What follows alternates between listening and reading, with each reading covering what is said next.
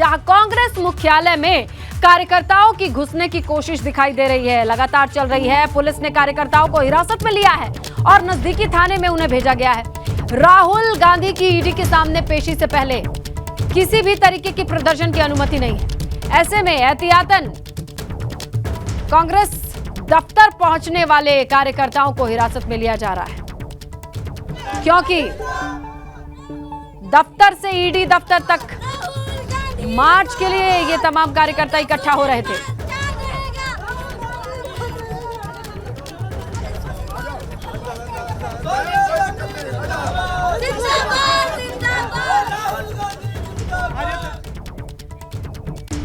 तो देखिए आज सुबह से ही किस तरीके की गहमा गहमी है, तैयारी इतनी है कि चलेंगे राहुल गांधी के साथ ईडी दफ्तर तक, लेकिन यहां परमिशन नहीं मिली है। ऐसे में प्रशासन की तरफ से क्या एक्शन लिया जा रहा है, क्या तस्वीरें, क्या हालात, देखिए इस रिपोर्ट में।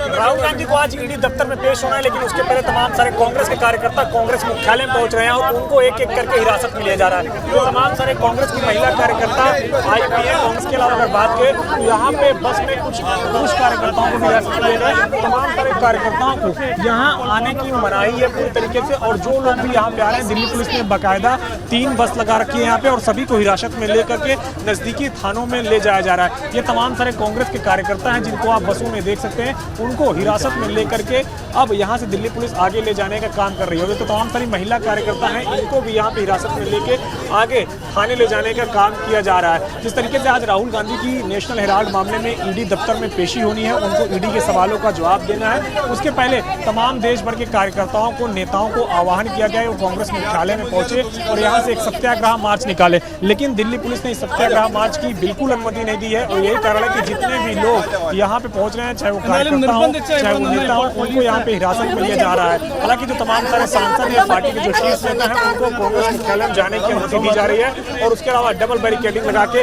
उनको रोकने की भी कोशिश की जा रही है, क्योंकि राहुल गांधी को जिस तरीके से आज ईडी दफ्तर के समक्ष पेश होना है, उसको लेकर के कांग्रेस पार्टी आज पूरे देश भर में सत्याग्रह मार्च कर रही है। कृष्ण विपिन के साथ अविनाश तिवारी, एबीपी गंगा, दिल्ली। तो देखिए कांग्रेस की रणनीति को लेकर रणजीत सुरजेवाला की प्रेस कॉन्फ्रेंस में आपको सीधे लिए चलते हैं, वहां से क्या इंफॉर्मेशन है, देखिए आप। संविधान का दमन करने वाली ताकतों के खिलाफ आज फिर आगाज होगा, निडर और बेखौफ होगा। गुलामी की पहचान बनी मोदी सरकार की दमनकारी नीतियों के खिलाफ आज फिर गांधीवादी रणघोष होगा। कायर मोदी सरकार सत्य की आवाज के खिलाफ डर गई है। मोदी सरकार और उसके पिट्ठू इलेक्शन मैनेजमेंट डिपार्टमेंट ईडी ने सत्य को ललकारा है।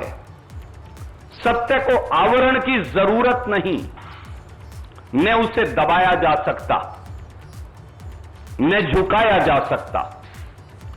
केंद्रीय दिल्ली में कायर मोदी सरकार ने पुलिस के हजारों नाके लगाकर, हजारों पुलिस के जवान लगाकर केंद्रीय दिल्ली को छावनी में तब्दील करके अघोषित आपातकाल लगाकर यह बात साबित कर दी है कि कांग्रेस के सत्याग्रह को श्री राहुल गांधी और भारतीय राष्ट्रीय कांग्रेस के इस सत्याग्रह से मोदी सरकार की चूलें हिल गई हैं। श्री राहुल गांधी के नेतृत्व में शांति प्रिय व गांधीवादी तरीके से सत्याग्रह की मार्च तो निकलेगी ही। न इसे अंग्रेज दबा पाए, न हमें अंग्रेज दबा पाए और न अंग्रेजों के उस समय के मुखबिर और आज की सत्ता के हुक्मरान दबा पाएंगे। हम दृढ़ता से शांति प्रिय और गांधीवादी तरीके से बीजेपी के इलेक्शन मैनेजमेंट डिपार्टमेंट ईडी तक श्री राहुल गांधी के नेतृत्व में पैदल मार्च करके जाएंगे। उनकी झूठ की अदालत में सत्य की बिसात पर आधारित हर सवाल का जवाब देंगे। यही हमारा संकल्प है और यही गांधी का रास्ता। भारतीय राष्ट्रीय कांग्रेस को झुकाने के लिए, हमारे नेतृत्व को झुकाने के लिए 8 साल से मोदी सरकार ने एड़ी चोटी का जोर लगा रखा है। लेकिन श्री राहुल गांधी और कांग्रेस का हर कार्यकर्ता, हर नेता देश के साधारण व्यक्ति, देश के वंचित, देश के शोषित, देश के गरीब, देश के दलित उनकी आवाज उठाने के अपने कर्तव्य पर अडिग है और अडिग रहेंगे। हम लोकतंत्र के सिपाही हैं और संविधान के रखवाले हैं। मैं फिर दोहराता हूं, हम लोकतंत्र के सिपाही हैं और संविधान के रखवाले हैं। हम ना डरेंगे, ना दबेंगे, ना झुकेंगे, केवल चलते जाएंगे जब तक जीत हासिल ना हो जाए। और हर भाजपाई हथकंडे को तो कांग्रेस कार्यकर्ताओं में जोश भरने के लिए रणदीप सुरजेवाला को आप सुन रहे थे, प्रेस कॉन्फ्रेंस कर रहे थे, ये जोशीले बातें अपने लोगों को कह रहे थे कि हम अन्याय के खिलाफ नहीं झुकेंगे और हम लोकतंत्र के रखवाले हैं, हिमायती हैं। ये तमाम बातें चल रही हैं, लेकिन ये बातें जिस लिए चल रही हैं उसका केंद्र बिंदु है कांग्रेस कार्यालय, जहां पर तमाम कार्यकर्ताओं की जुटने की कवायद शुरू हो गई। लेकिन प्रशासन की ओर से परमिशन नहीं है, डबल बैरिकेडिंग से रोका जा रहा है। सांसद और बड़े नेताओं को छोड़ करके किसी को भी एंट्री नहीं दी जा रही है कार्यालय के भीतर, क्योंकि यहीं से प्लानिंग है कि ईडी दफ्तर तक तमाम कार्यकर्ता जाएंगे, जुलूस निकालेंगे। किस तरीके की अभी कंडीशन है हम जानते हैं और देखते हैं। हमारे सहयोगी अविनाश तिवारी वहीं पर मौजूद हैं, उनके कैमरे से जो तस्वीरें आएंगी और जो इनसाइड अपडेट्स है उसके लिए रुक करेंगे। अविनाश, क्या जानकारी है और इसके साथ ही प्रदर्शन को लेकर किस तरीके की तैयारी है, इसे भी हम देखेंगे समझेंगे। हमारे साथ विवेक और रवि लगातार बने हुए हैं। अविनाश से शुरू करते हैं और दिल्ली की हालचाल और दिल्ली की तस्वीरें अविनाश बताएंगे। देखिए स्नेहलता, अगर बात करें तो इस वक्त मैं अकबर रोड पर ही खड़ा हुआ और आपको दिखाता हूं कि डबल बैरिकेडिंग यहां पे की गई है। एक बैरिकेडिंग इधर की गई है और इसके बाद अगर बात करें तो एक बैरिकेडिंग इसके ठीक पीछे की गई है। और अकबर रोड के दोनों तरफ, यानी कि जो दोनों तरफ के चौराहे हैं उनको पूरी तरीके से सील कर दिया गया है। भारी संख्या में यहाँ पुलिस फोर्सेस को डिप्लॉय किया गया। लेकिन कांग्रेस पार्टी के जो CWC के मेंबर हैं, कांग्रेस पार्टी के जो सांसद हैं और कांग्रेस पार्टी के जो वरिष्ठ नेता हैं, इनको आने की अनुमति दी जा रही है। इसके अलावा जो तमाम सारे आम कार्यकर्ता हैं उनको आने की अनुमति नहीं दी जा रही है। और अब तक अगर देखिए इधर भी एक बार आपको तस्वीर दिखाना चाहेंगे पीछे की ओर किस तरीके से यहाँ पे भी बैरिकेडिंग किया गया है और बैरिकेडिंग करने के साथ साथ वहाँ पे भी भारी संख्या में पुलिस बल को तैनात किया गया है। तो जितने बड़े नेता हैं उनको जरूर अनुमति दी गई है और वो सभी साथ में राहुल गांधी के मार्च करना जा रहे हैं। लेकिन हमें जो सूत्रों के अनुसार जानकारी मिल रही है उसमें यह है कि राहुल गांधी ने खुद कहा है तमाम सारे नेताओं से कि दिल्ली पुलिस के साथ किसी भी तरीके से क्लैश ना करें। वो खुद जाके ईडी के समक्ष पेश होंगे और ईडी के तमाम सारे सवालों का जवाब देंगे। यही कारण है कि जो तमाम सारे कार्यकर्ता भारी संख्या में आ रहे थे उनमें कुछ हालांकि अभी कमी देखी गई है। एक एक करके दिल्ली पुलिस ने तमाम सारे कार्यकर्ताओं को डिटेन भी किया है और यही कारण है कि अब तमाम सारे जो बड़े कार्यकर्ता हैं वो कांग्रेस मुख्यालय में जरूर पहुंच रहे हैं और यहां से वो राहुल गांधी के साथ जाएंगे। लेकिन क्या राहुल गांधी के साथ तमाम सारे जो बड़े कार्यकर्ता हैं, जो बड़े नेता हैं, उनको जाने दिया जाता है या नहीं जाने दिया जाता है? सचिन पायलट यहां पर पहुंच गए हैं, वो कुछ बोल रहे हैं, हम कोशिश करेंगे कि उन तक पहुंचे और सुनवाएं कि वो क्या कह रहे हैं। क्योंकि सचिन पायलट भी राजस्थान के उप मुख्यमंत्री रहे हैं। कल इन्होंने भी लखनऊ में प्रेस वार्ता की थी और आज अब ये कांग्रेस मुख्यालय के पास पहुंचे हैं। इनसे भी सुनते ये क्या कह रहे हैं। लेकिन मुझे लगता है कि जिस प्रकार से एजेंसीज का दुरुपयोग कर रहे हैं ये अब जग जाहिर हो चुका है और सोनिया जी, राहुल गांधी जी, तमाम नेताओं के ऊपर केस डाले गए। जो केस 6, 7, 8 साल से बंद या शांत पड़े थे उनको दोबारा खंगाला गया है। कहीं ना कहीं राजनीतिक विरोधियों के ऊपर दबाव बनाने की राजनीति चल रही है। पूरे देश में इतने ज्वलंत मुद्दे हैं लेकिन फिर भी विपक्ष के लोगों को, विचारधारा से जो विपरीत लोग हैं, उनकी आवाज़ को दबाने का काम हो रहा है। और आज भी हम सब यहाँ समर्थन में आए हैं कि राहुल जी अपनी बात को रखेंगे। इसमें छिपाने के लिए कांग्रेस के पास कुछ भी नहीं है, लेकिन एक माहौल बनाया जा रहा है विरोधियों को बदनाम करने के लिए। विशेष रूप से जो सरकार की एजेंसीज हैं उनका सरेआम दुरुपयोग हो रहा है। ये जनता तक बात पहुंचाने के लिए हम लोग इस बात को निकाल रहे हैं। हम अपनी बात को रखेंगे, शांतिपूर्ण तरीके से रखेंगे। कांग्रेस ने हमेशा गांधीवादी रास्ते को अपनाया है, उसी रास्ते पर आगे भी चलेंगे। लेकिन पुलिस जाने नहीं दे रही है, यहाँ पे पुलिस ने बैरिकेड, अब बहुत ज़्यादा बैरिकेडिंग कर रखी है। अब वो सरकार है, कुछ भी कर सकती है, लेकिन अपनी बात को रखने का हमको पूरा अधिकार है लोकतंत्र में। और हम कोई भाषण नहीं, कोई मंच नहीं, कोई ऐसा कोई, सिर्फ एक गांधीवादी तरीके से शांति से एक मार्च निकालने की हमने कोशिश की थी, जिसको भी सरकार ने मना कर दिया। क्या रणनीति रहेगी उस मार्च? हम बात को रखेंगे, जनता के सामने रखेंगे। इसने लगता है ये आप सुन रहे थे सचिन पायलट को, राजस्थान के उप मुख्यमंत्री रहे हैं। कहीं उन्होंने लखनऊ में प्रेस वार्ता की थी कि गांधीवादी तरीके से ये लोग यहाँ से मार्च करने की कोशिश करेंगे। लेकिन क्या दिल्ली पुलिस इनको मार्च की अनुमति देती है, ये देखने वाली बड़ी बात होगी, क्योंकि सारे मार्च को यहाँ पे कैंसिल कर दिया गया है और तमाम तरीके से जो लोग हैं उनको भी यहाँ से आगे जाने से रोका जाएगा। सिर्फ और सिर्फ राहुल गांधी को अलाउ किया जाएगा कि राहुल गांधी जाएं, ईडी दफ्तर के समक्ष पेश हों और ईडी के सवालों का जवाब दें। लेकिन उसके पहले देखिए यहाँ पे फोर्सेस किस तरीके से डिप्लॉय की गई है। भारी संख्या में यहाँ पे आरएएफ है। इसके अलावा आपका रुख करेंगे अविनाश, लेकिन अभी रुक करते हैं लखनऊ का, क्योंकि देखिए लखनऊ से ही प्रेस कॉन्फ्रेंस कर करके विवेक पहुंच चुके हैं सचिन पायलट दिल्ली में, जो ये बातें कह रहे हैं, और लखनऊ में उसका इम्पैक्ट क्या है, किस तरीके की चीजें आप देख पा रहे हैं?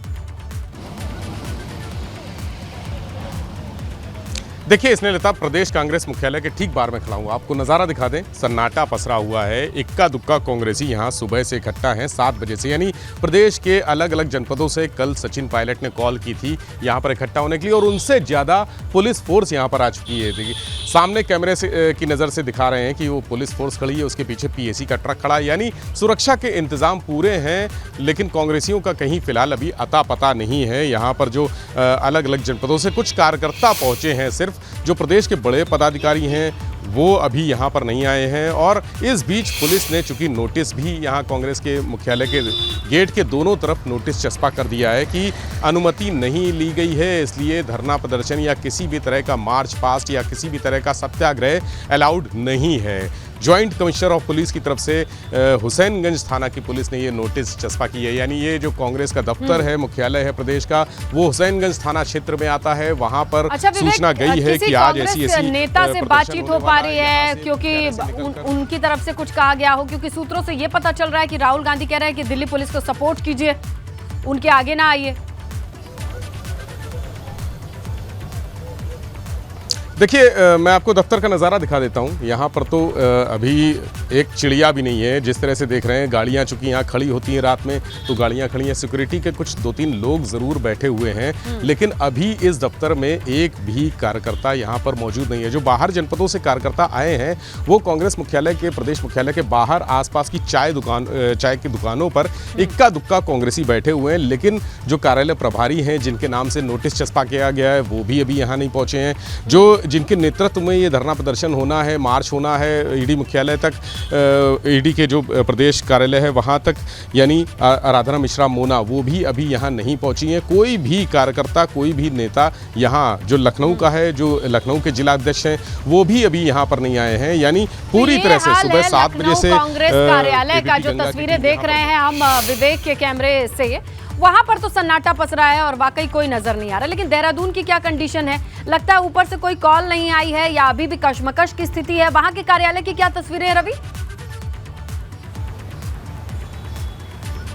बिल्कुल स्नेहलता, देखिए जिस तरीके से लखनऊ का कार्यालय इस बार सन्नाटे में है, उसी तरीके से यहाँ पर देहरादून के मुख्यालय में भी मैं लगातार मौजूद हूँ और तस्वीरें दिखा रहा हूँ। देखिए यहाँ पर भी कोई नहीं पहुँचा है, और जिस तरीके से सबको ये कहा गया था कि वो यहाँ पर पहुँचे, तमाम जिलाध्यक्षों को कहा गया, कार्यकर्ताओं को कहा गया, बड़े नेताओं को। और बड़ी बात यह है कि करण महाराज जब प्रदेश अध्यक्ष बने हैं, तो उनके प्रदेश अध्यक्ष बनने के बाद ये पहला इस तरीके का विरोध प्रदर्शन भी होगा। ये विरोध दर्ज करने का एक पहला बड़ा कार्यक्रम है, लेकिन अभी तक यहाँ पर कोई पदाधिकारी, बड़े लोग नहीं पहुँचे हैं, न ही कोई कार्यकर्ता पहुंचे हैं। जिस तरीके से जिलों को बताया गया था कि वो यहाँ पर आए, वो भी नहीं पहुंचे हैं। हालांकि अभी समय है कि हो सकता है कि 10:30-11 बजे तो लोग यहाँ पर पहुंचे, लेकिन जिस तरीके से माना जा रहा था कि कांग्रेस अपना विरोध दर्ज करेगी, भारी संख्या में यहाँ पर एकजुट होगी और एकजुटता दिखाई देगी, वो फिलहाल अभी यहाँ पर देखने को नहीं मिल रही है। पूरी तरीके से कांग्रेस मुख्यालय में भी सन्नाटा अभी पसरा हुआ है, और जिस तरीके से माना जा रहा था कि बहुत बड़ी संख्या में यहाँ पर एकत्रित होंगे, लेकिन फिलहाल अभी इस तरीके की कंडीशन नहीं बनती दिखाई नहीं दे रही है। जबकि वक्त अब करीब करीब आता जा रहा है। अभी तक जो दूर दराज के लोग हैं, जो कार्यकर्ता है, वरिष्ठ नेता है, उनको यहाँ पर पहुंच जाना चाहिए था,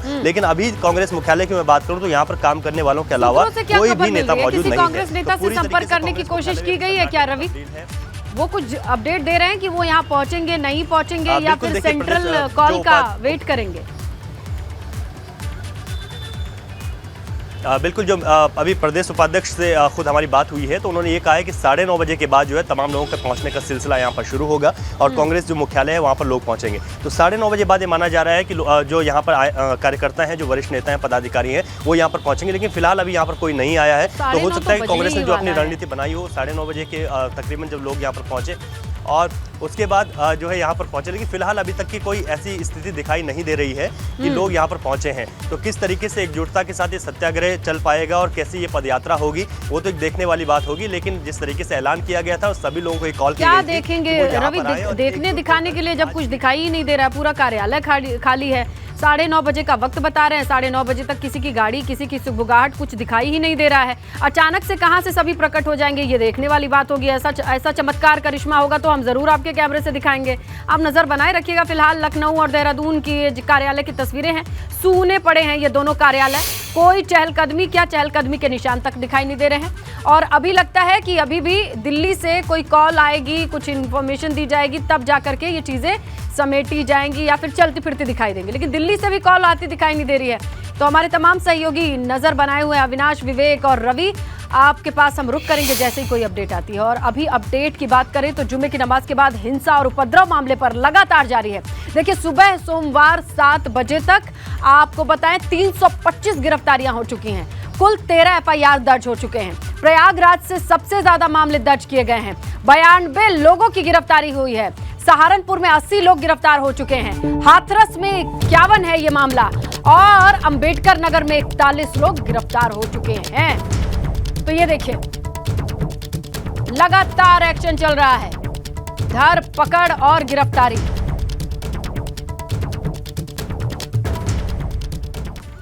शुक्रवार को ही हिंसा के बाद प्रयागराज में हालात अब धीरे धीरे सामान्य होने की तरफ बढ़ रहे हैं। हालांकि आज दूसरे दिन भी बुलडोजर की कार्रवाई होने की उम्मीद जताई जा रही है और उम्मीद ये भी जताई जा रही है कि आज बुलडोजर से उसी अटाला इलाके में एक्शन लिया जाएगा जहां शुक्रवार को सबसे ज्यादा हिंसक तस्वीरें आई थी। प्रयागराज में गिरफ्तारियों की बात करें तो यहां सबसे ज्यादा आंकड़ा है 92 उपद्रवियों को गिरफ्तार किया गया है। इसके साथ ही 2 नई FIR भी दर्ज की गई हैं। हिंसाग्रस्त अटाला इलाके में आज किस तरीके का माहौल है, देखिए हमारे सहयोगी मोहम्मद मोइन की रिपोर्ट। संगम नगरी प्रयागराज में शुक्रवार को हुई हिंसा के बाद हालात धीरे धीरे कर सामान्य हो रहे हैं। हालांकि पुलिस प्रशासन लगातार हालात पर नजर बनाए हुए है। तो एक तरफ लोगों से शांति बनाए रखने की अपील की जा रही है, तो वहीं दूसरी तरफ जो उपद्रवी हैं उनके खिलाफ एक्शन लगातार जारी है। कल हमने देखा था कि घटना के मास्टरमाइंड बताए जाने वाले जावेद मोहम्मद और जावेद पंप के आशियाने पर बुलडोजर चला था। 4 घंटे में ही उसके अवैध निर्माण को ध्वस्त कर दिया गया था। तो वहीं आज दूसरी तरफ उस अटाला इलाके में जहां शुक्रवार को सबसे ज़्यादा हिंसा हुई थी, वहां पर सरकारी बुलडोजर चल सकता है। और इस वक्त हम मौजूद हैं प्रयागराज के उसी अटाला इलाके में जहां शुक्रवार को सबसे ज़्यादा हिंसा हुई थी। जो प्रदर्शनकारी हैं वो सबसे पहले इसी गली में जुटे थे। तो यहाँ तमाम अवैध निर्माण है और जो आसपास के लोग हैं इनमें तमाम लोगों की भूमिका संदिग्ध है। तमाम लोगों के खिलाफ FIR भी दर्ज है और माना यह जा रहा है कि यहाँ के जो स्थानीय लोग हैं उन्होंने हिंसा भड़काने में की साजिश रची थी, हिंसा में शामिल हुए थे। तो ऐसे तमाम जो अवैध निर्माण हैं उन्हें चिन्हित किया गया है और आज यहाँ पर प्रयागराज विकास प्राधिकरण का बुलडोजर चल सकता है। तमाम अवैध निर्माण तोड़े जा सकते हैं, जो अतिक्रमण किए गए हैं उन पर बुलडोजर चल सकता है। आपको बता दें कि इस पूरे मामले में पुलिस ने अब तक 92 लोगों की गिरफ्तारी की है। इनमें मस्जिद का पेश इमाम अली अहमद है, जो घटना का मास्टरमाइंड है जावेद मोहम्मद उर्फ जावेद पंप है। तमाम लोग हैं। आज भी कई लोगों की गिरफ्तारी की जा सकती है। पुलिस की टीमें लगातार जो वीडियो क्लिप्स हैं, जो फोटोग्राफ्स हैं, उनके आधार पर उपद्रव करने वालों की पहचान कर रही हैं। उनकी गिरफ्तारी के लिए लगातार दबिश दी जा रही है, उनकी गिरफ्तारी की जा रही है। तो अफसरों का साफ तौर पर कहना है कि इस पूरे मामले में जो भी लोग हिंसा में शामिल थे उन्हें कतई बख्शा नहीं जाएगा, सभी के खिलाफ कड़ी कार्रवाई की जाएगी।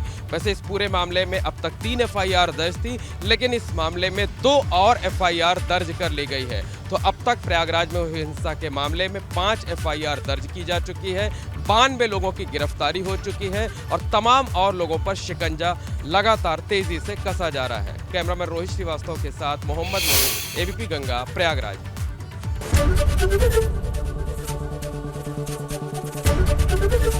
ABP गंगा, खबर आपकी, जुबान आपकी।